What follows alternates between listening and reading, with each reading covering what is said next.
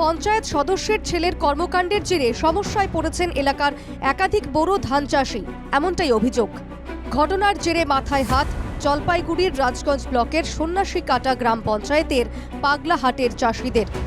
অভিযোগ, সেচ দপ্তরের কোনো রকম অনুমতি ছাড়াই সেচ খাল কেটে সেচের জল ঘুরিয়ে চা বাগানে দেওয়া হচ্ছে। ক্যানালে জল বন্ধ, এই যে ছোট ক্যানালে জল বন্ধ, বড়টাতে জল যাচ্ছে। ছোট এইদিকে তো চাষ হচ্ছে, চাষবাস হচ্ছে। হ্যাঁ, চাষবাস তো হচ্ছে। চাষবাসের এদিকে জল বন্ধ করে যাচ্ছে। এখন কি কারণে বন্ধ করছে আমি তো সেটা বলতে পারলাম না।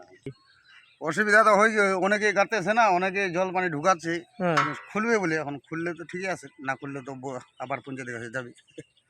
মানে পঞ্চায়েতের ছেলে এই কাজগুলো করতেছে। হ্যাঁ, মৃত্যুঞ্জয় রায় নামে ওই পঞ্চায়েত সদস্যের ছেলে সাংবাদিককে দেখেই কাটা খাল বন্ধ করে দেওয়ার কথা জানান।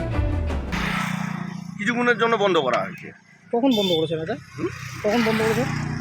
এই 9:30 10টার দিকে। কালকে রাত্রে।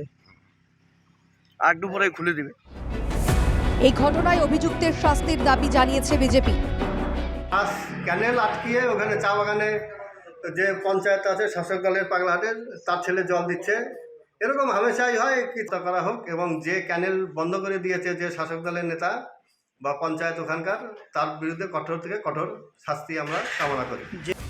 স্থানীয় তৃণমূল নেতৃত্বের দাবি, এই ধরনের ঘটনা কাম্য নয়, বিষয়টি খোঁজ নিয়ে দেখবেন তারা।